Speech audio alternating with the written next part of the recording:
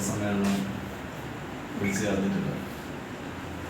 ഇന്ത്യയിലെ കൃഷിക്കാർ പ്രധാനമായും നമ്മുടെ രാജ്യത്തിൻ്റെ സമ്പത്ത് വർദ്ധിപ്പിക്കുന്നതിൽ വലിയ പങ്കുവഹിക്കുന്ന ജനവിഭാഗം. GDP-യുടെ വലിയ ശതമാനം കാർഷിക മേഖലയിൽ നിന്നാണ് ഇന്ത്യൻ സമ്പദ്ഘടനയ്ക്ക് വളർച്ച നൽകുന്ന തരത്തിൽ ഉണ്ടായിട്ടുള്ളത് എന്ന് കാണാൻ കഴിയും. 50% ആളുകൾ രാജ്യത്ത് കൃഷിയുമായി ബന്ധപ്പെട്ട് ജീവിക്കുന്നവരാണ്. അങ്ങനെ വരുമ്പോൾ രാജ്യത്തെ കർഷക ജനവിഭാഗം എന്ന് പറയുന്നത് ആ സമൂഹം അവഗണിക്കാൻ കഴിയാത്ത വിഭാഗമാണ്.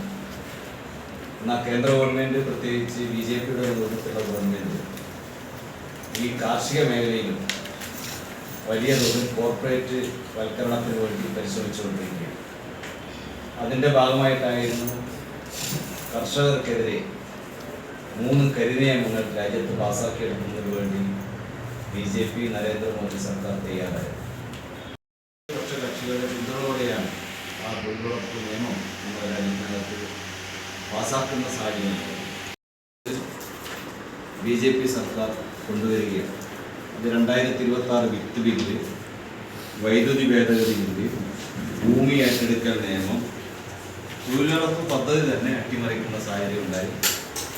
കഴിഞ്ഞ ദിവസം എന്നാൽ ആ ഒത്തുതീർപ്പുകളെല്ലാം പിന്നീട് ലംഘിക്കപ്പെടുന്ന സാഹചര്യമാണ് സംയുക്ത കർഷക മോർച്ച SKF എന്ന് പറയുന്ന സംവിധാനം വഴി രൂപപ്പെടുത്തിയ ആ കർഷക സമരത്തിലൂടെ സാധിച്ചു എന്ന് കാണാൻ കഴിയും.